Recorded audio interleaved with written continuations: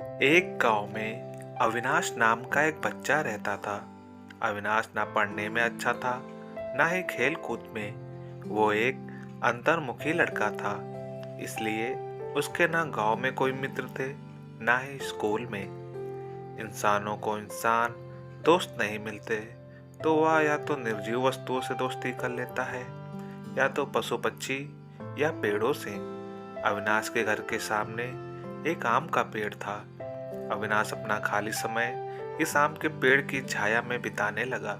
अविनाश या तो स्कूल में होता था, या तो इस पेड़ के पास पेड़ के साथ खेलता था, उस पर चढ़ता था, वहीं उसकी छाया में आराम करता था और वहीं सो जाता था। अविनाश उस पेड़ को इतना पसंद करता था कि वह अपने मन की सारी बातें अब उस पेड़ को बताने लगा था। एक दिन चमत्कार हुआ। जब अविनाश अपने मन की बातें उस पेड़ को बता रहा था, तब अचानक वह पेड़ बोल पड़ा। अविनाश की खुशी का कोई ठिकाना नहीं रहा, क्योंकि अपना उसे कोई सुनने वाला मिल गया था, साथ ही साथ कोई ऐसा भी जो उससे बातें करे। पेड़ ने बताया कि अविनाश की इतनी घनिष्ठ मित्रता देख वो अपने आप को रोक नहीं पाया और उसे मजबूरन बोलना पड़ा। लेकिन वह अविनाश जैसे दोस्त को पाकर बेहद खुश है। पेड़ को भी अविनाश की आदत हो गई थी। पेड़ अविनाश को एक दोस्त की तरह, एक बेटे की तरह देखने लगा, उसकी फिक्र करने लगा, अविनाश की खुशी में खुश और उसके दुख में दुखी रहने लगा। इंसानों की फितरत है, वह समय के साथ बदल जाया करते हैं। समय बदला, अविनाश की उम्र बढ़ी, अब वह कॉलेज जाने लगा। उसने इस पेड़ के पास आना बंद कर दिया। बेचारा पेड़ अविनाश को याद कर काफी दुखी रहने लगा। एक बार अविनाश को अपने पास से गुजरता देख पेड़ ने उसे आवाज लगाई और अपने पास बुलाया। पेड़ ने अविनाश से कहा, आओ अविनाश, मेरे पास बैठो, कुछ बातें करते हैं। अविनाश ने कहा, नहीं, मेरे पास इतना वक्त नहीं है कि मैं तुम्हारे पास बैठ सकूं और बातें कर सकूं, क्योंकि अब मुझे कॉलेज जाना है और मुझे इस बात की भी टेंशन है कि कॉलेज की फीस कहाँ से लाऊं। अविनाश की बातें सुनकर और उसको टेंशन में देखकर पेड़ बोला, देखो, मेरे पास पैसे तो नहीं है, मगर हाँ, अगर मेरे फल बेचकर तुम्हें कुछ मदद होती है तो मेरे सारे फल तोड़कर ले जाओ। अविनाश को पेड़ का सुझाव पसंद आया। उसने तुरंत सारे आम तोड़ लिए और बाजार में बेचकर उसके अच्छे खासे पैसे कमाए और अपने कॉलेज की फीस भर दी। अविनाश फिर से अपनी जिंदगी में बिजी हो गया और एक बार फिर से पेड़ अकेला हो गया। पेड़ हर दिन अविनाश का इंतजार करता, लेकिन 3-4 साल बीत गए, उसे अविनाश मिलने नहीं आया। फिर एक दिन अचानक अविनाश उसको उसके पुराने घर में आता हुआ दिख गया। पेड़ अविनाश को देखकर काफी खुश हो गया। पेड़ ने अविनाश को अपने पास बुलाया और बोला, आओ अविनाश, मेरे पास बैठो, चलो कुछ बातें करते हैं। अविनाश ने पेड़ से कहा, मैं तुम्हारे साथ नहीं बैठ सकता, क्योंकि अब मेरी शादी हो गई है।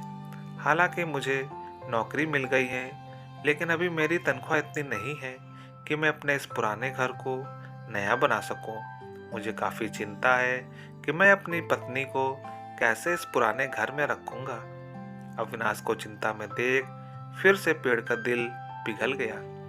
पेड़ ने अविनाश से कहा, तुम मेरी सारी डालियां काट कर अपने घर को नया बना लो, इससे तुम्हारी समस्या सुलझ जाएगी।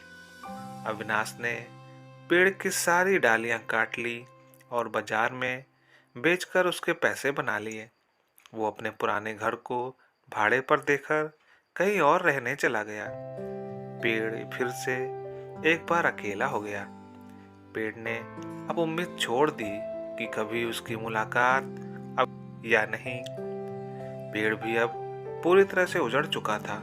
उसकी डालियां कटने के बाद ना उस पर फूल आते थे, ना पत्ते। 30 साल बीत चुके थे। फिर एक दिन पेड़ ने एक झुके हुए लकड़ी के सहारे चलते एक बूढ़े आदमी को अपने पास आते देखा।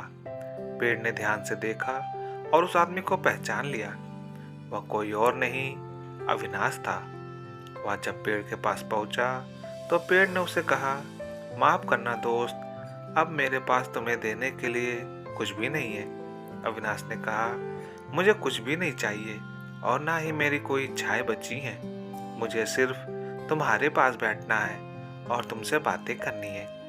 बूढ़ा अविनाश पेड़ को ऐसे चिपक गया जैसे उसे गले लगा रहा हो। जर्जर और उजाड़ हो गए उस आम के पेड़ पर नई कुपलें उग निकली। दोस्तों, ये कहानी बड़ी ही मार्मिक है। अगर पेड़ पौधे और जानवर बोलते हों तो बिल्कुल वह इस पैर की तरह होते, सच्चे, वफादार और निस्वार्थ। चलो, ये तो कल्पना की बात है, लेकिन सोचो, हमारे बड़े बुजुर्ग, हमारे माँ बाप क्या इस पेड़ की तरह नहीं हैं? और कहीं ना कहीं हम उस अविनाश का किरदार नहीं निभा रहे हैं। दोस्तों, अंत में यही कहूँगा कि जिंदगी की भागदौड़ में अपनों को पीछे मत छोड़ना। पूरी कहानी पढ़ने के लिए धन्यवाद। दोस्तों, अगर ये कहानी आपको अच्छी लगी हो तो प्लीज़ लाइक और सब्सक्राइब करना ना भूलें। मिलते हैं आपसे अगले वीडियो में, तब तक के लिए धन्यवाद।